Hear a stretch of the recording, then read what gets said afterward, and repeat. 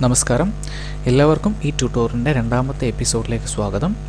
ആദ്യമായിട്ട് ജാവയിൽ എങ്ങനെ ഒരു പ്രോഗ്രാം എഴുതി ഉണ്ടാക്കാം എന്നുള്ളതാണ് നമ്മളിവിടെ പഠിക്കാൻ പോകുന്നത്.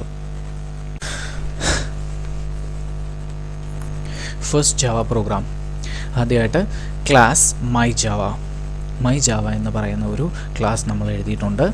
ആ മൈ ജാവ എന്ന് പറയുന്ന ക്ലാസ്സിനുള്ളിലാണ് മെയിൻ ഫംഗ്ഷൻ അല്ലെങ്കിൽ മെയിൻ മെത്തേഡ് എഴുതിയിരിക്കുന്നത്. ജാവയിൽ മെമ്പർ ഫംഗ്ഷനെ മെത്തേഡ് എന്ന് പറയുന്നു. മെയിൻ ഫംഗ്ഷൻ എങ്ങനെ എഴുതിയിരിക്കുന്നു എന്ന് നോക്കാം. Public static void main off string args എന്നാണ് ഇവിടെ മെയിൻ ഫംഗ്ഷൻ എഴുതിയിരിക്കുന്നത്. അതിൻ്റെ അർത്ഥം ആദ്യം പബ്ലിക് എന്നാൽ എന്താണെന്ന് നോക്കാം. അപ്പോൾ മെയിൻ ഫംഗ്ഷൻ നമ്മൾ പബ്ലിക്കായിട്ടാണ് എഴുതിയിരിക്കുന്നത്. അതിൻ്റെ അർത്ഥം മെയിൻ ഫംഗ്ഷനെ ഈ പ്രോഗ്രാമിൽ എവിടെ നിന്ന് വേണമെങ്കിലും നമുക്ക് ആക്സസ് ചെയ്യാം. അങ്ങനെ മെയിൻ ഫംഗ്ഷന് മാക്സിമം വിസിബിലിറ്റി കൊടുക്കാൻ വേണ്ടിയാണ് നമ്മൾ പബ്ലിക് എന്ന കീവേഡ് ഇവിടെ എഴുതിയിരിക്കുന്നത്. ഇനി അടുത്തതാണ് സ്റ്റാറ്റിക്. എന്താണ് സ്റ്റാറ്റിക്? എന്തിനു വേണ്ടിയാണ് സ്റ്റാറ്റിക് എന്ന കീവേഡ് മെയിനിന് മുമ്പ് എഴുതിയിരിക്കുന്നത് എന്ന് നോക്കാം. അതിനു മുമ്പ് ചെറിയ ഒരു കാര്യം, ഞാൻ ഒരു ക്ലാസ് എഴുതുന്നു, ക്ലാസ് ABC.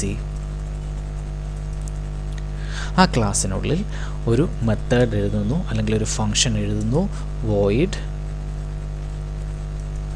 display. ഇനി എൻ്റെ ചോദ്യം, ഈ ABC എന്ന ക്ലാസ്സിൽ കിടക്കുന്ന ഡിസ്പ്ലേ എന്ന് പറയുന്ന മെത്തേഡിനെ നമ്മൾ എങ്ങനെ ആക്സസ് ചെയ്യും?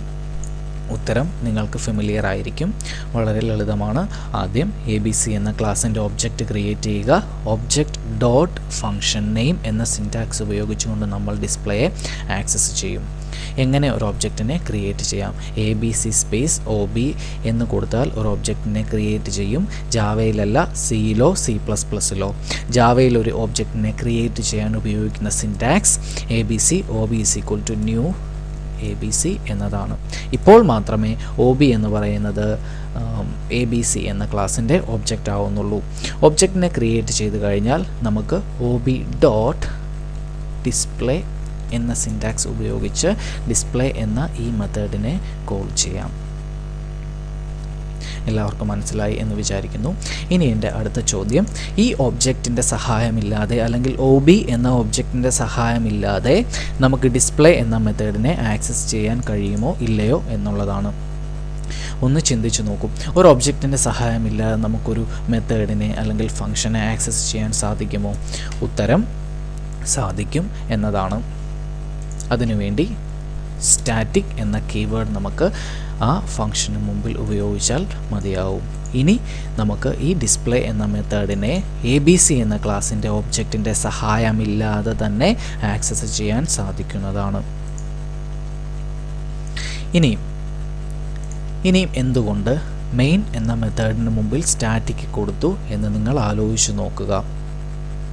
അതിൻ്റെ ഉത്തരം മൈ ജാവ എന്ന ഈ ക്ലാസ്സിൻ്റെ ഒബ്ജക്റ്റിൻ്റെ സഹായമില്ലാതെ തന്നെ മെയിനിനെ ആക്സസ് ചെയ്യണം എന്നുള്ളത് കൊണ്ടാണ്. അങ്ങനെ ഇതിൻ്റെ ഒബ്ജക്റ്റിൻ്റെ സഹായമില്ലാതെ മെയിൻ മെത്തേഡിനെ ആക്സസ് ചെയ്യേണ്ടത് കൊണ്ടാണ് നമ്മളിവിടെ സ്റ്റാറ്റിക് എന്ന കീവേഡ് ഉപയോഗിച്ചത്. ഇനി അടുത്തത് വോയിഡ്. എന്തുകൊണ്ട് മെയിനിന് മുമ്പ് വോയിഡ് എന്ന കീവേഡ് കൊടുത്തു? അതിൻ്റെ കാരണം മറ്റൊന്നുമല്ല, മെയിൻ ഫംഗ്ഷന് ഒരു വാല്യൂവിനെയും റിട്ടേൺ ചെയ്യാൻ സാധിക്കുന്നതല്ല. സിയിലെയോ C++ലെയോ പോലെയല്ല ജാവയിൽ എഴുതുന്ന മെയിൻ ഫംഗ്ഷന് ഒരു വാല്യൂവും തന്നെ റിട്ടേൺ ചെയ്യാൻ സാധിക്കുന്നതല്ല. അങ്ങനെ ഒരു വാല്യൂവും റിട്ടേൺ ചെയ്യുന്നില്ല അല്ലെങ്കിൽ ഫംഗ്ഷനിൽ നിന്ന് ഒരു വാല്യൂവും പുറത്തേക്ക് പോകുന്നില്ല എന്ന് ഡിനോട്ട് ചെയ്യാനാണ് വോയിഡ് എന്ന കീവേഡ് മെയിനിന് മുമ്പ് കൊടുത്തിരിക്കുന്നത്. ഇനി മറ്റൊന്ന്, സ്ട്രിംഗ് args എന്ന് മെയിനിനുള്ളിൽ കൊടുത്തിരിക്കുന്നു. ഇത് എന്തിനെ സൂചിപ്പിക്കുന്നു എന്ന് നോക്കാം.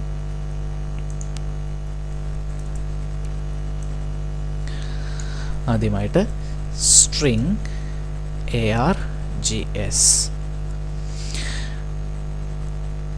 argsന് മുമ്പ് ഒരു ഓപ്പൺ ക്ലോസ് ബ്രാക്കറ്റ്.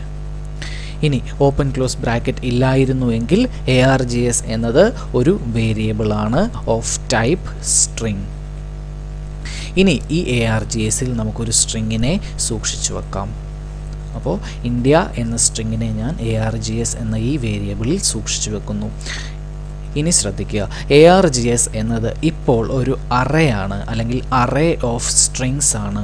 എന്നാൽ ഒരു കൂട്ടം സ്ട്രിങ്ങുകളെ നമുക്ക് ARGSൽ സൂക്ഷിച്ചു വെക്കാം എന്നതാണ് അതുകൊണ്ട് മീൻ ചെയ്യുന്നത്. അതുകൊണ്ട് തന്നെ ഇന്ത്യ, കേരള, മാവേലിക്കര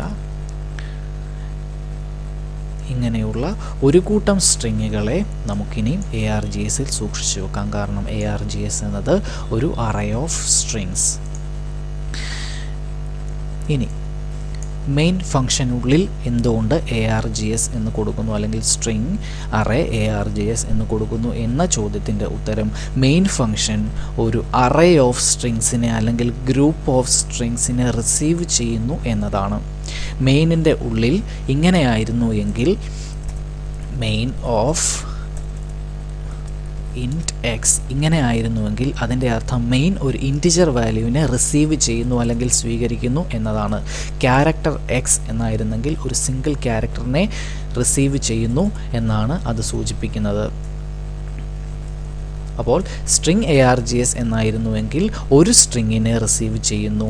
ഇങ്ങനെ ആയിരുന്നുവെങ്കിൽ സ്ട്രിങ് മെയിൻ മെത്തേഡ് ഒരു ഗ്രൂപ്പ് ഓഫ് സ്ട്രിങ്ങിനെ റിസീവ് ചെയ്യുന്നു എന്നത് സൂചിപ്പിക്കുന്നു. അപ്പോൾ മെയിൻ ഫംഗ്ഷൻ്റെ ഉള്ളിൽ സ്ട്രിങ് ARGS എന്ന് കൊടുക്കുന്നതിൻ്റെ അർത്ഥം മെയിൻ ഫംഗ്ഷൻ ഒരു ഗ്രൂപ്പ് ഓഫ് സ്ട്രിങ്സിനെ റിസീവ് ചെയ്യുന്നു എന്ന് സൂചിപ്പിക്കാനാണ്. ഇനി അടുത്തതായിട്ട് system dot out dot println of hello world. ജാവയിൽ എന്തെങ്കിലും പ്രിൻ്റ് ചെയ്യാൻ ഉപയോഗിക്കുന്ന സിൻറ്റാക്സ് ആണ് system dot out dot println. ഇതിന് പിന്നിലും ഒരു കഥയുണ്ട്, അത് ഞാനിവിടെ പറയാം. ആദ്യമായിട്ട് ജാവയിൽ ഒരു പ്രീ ഡിഫൈൻഡ് ക്ലാസ് ഉണ്ട്. ആ ക്ലാസ്സിൻ്റെ പേരാണ് പ്രിൻറ്റ് സ്ട്രീം. ആ ക്ലാസ്സിനുള്ളിൽ ഒരു മെത്തേഡ് ഉണ്ട് അല്ലെങ്കിൽ ഒരു ഫംഗ്ഷൻ ഉണ്ട്. ആ ഫംഗ്ഷൻ്റെ പേരാണ് പ്രിൻറ്റ് ln. അപ്പോൾ പ്രിൻറ്റ് സ്ട്രീം എന്ന ക്ലാസ്സിലെ പ്രിൻറ്റ് ln എന്ന ഈ പ്രീ ഡിഫൈൻഡ് മെത്തേഡ് ഉപയോഗിച്ചുകൊണ്ടാണ് ജാവയിൽ നമ്മൾ എന്തെങ്കിലും കാര്യങ്ങൾ പ്രിൻ്റ് ചെയ്യുക. ഇനി എൻ്റെ ചോദ്യം, എങ്ങനെ പ്രിൻറ്റ് സ്ട്രീം എന്ന ക്ലാസ്സിലെ ഈ പ്രിൻറ്റ് ln എന്ന മെത്തേഡിനെ നമുക്ക് ആക്സസ് ചെയ്യാം? ഉത്തരം നിങ്ങൾക്കറിയാമായിരിക്കും, വളരെ ലളിതമാണ്. ആദ്യമായിട്ട് പ്രിൻറ്റ് സ്ട്രീമിൻ്റെ ഒരു ഒബ്ജക്റ്റിനെ ക്രിയേറ്റ് ചെയ്യുക. print stream x is equal to new print stream. ഇപ്പോൾ ഒരു ഒബ്ജക്റ്റിനെ ക്രിയേറ്റ് ചെയ്തു x എന്ന ഒബ്ജക്റ്റ് ഉപയോഗിച്ചുകൊണ്ട്. ഇനി നമുക്ക് പ്രിൻറ്റ് ln എന്ന മെത്തേഡിനെ ആക്സസ് ചെയ്യാം. ഇതാണ് സിൻറ്റാക്സ്. ഭാഗ്യവശാൽ ജാവയിൽ ഇങ്ങനെ ഒരു ഒബ്ജക്റ്റിനെ നമ്മൾ ക്രിയേറ്റ് ചെയ്യേണ്ട കാര്യം ഇല്ല. കാരണം ഔട്ട് എന്ന പ്രീ ഡിഫൈൻഡ് ഒബ്ജക്റ്റ് പ്രിൻറ്റ് സ്ട്രീമിന് വേണ്ടി ജാവ നമുക്ക് തന്നിരിക്കുന്നു. അപ്പോൾ ഔട്ട് ഉപയോഗിച്ച് എങ്ങനെ പ്രിൻറ്റ് ln ആക്സസ് ചെയ്യാം എന്ന ചോദ്യത്തിൻ്റെ ഉത്തരം ഔട്ട് ഡോട്ട് println എന്നാണ്. അപ്പോൾ ഔട്ട് എന്ന് പറയുന്നത് പ്രിൻറ്റ് സ്ട്രീമിൻ്റെ ഒരു പ്രീ ഡിഫൈൻഡ് ഒബ്ജക്റ്റ് ആണ്. എന്നാൽ ഈ ഔട്ട് എന്ന ഒബ്ജക്റ്റ് എഴുതി വച്ചിരിക്കുന്നത് സിസ്റ്റം എന്ന മറ്റൊരു ക്ലാസ്സിലാണ്. അതുകൊണ്ട് തന്നെ ഈ ഔട്ടിനെ നമുക്ക് ആക്സസ് ചെയ്യണം എങ്കിൽ നമ്മൾ ഉപയോഗിക്കുന്ന സിൻറ്റാക്സ് സിസ്റ്റം ഡോട്ട് ഔട്ട്. ഇനി എങ്ങനെ പ്രിൻറ്റ് ln ആക്സസ് ചെയ്യാം? Out dot print ln. അങ്ങനെയാണ് ജാവയിൽ പ്രിൻ്റ് ചെയ്യാനുള്ള command system dot out dot println ആയി മാറിയത്.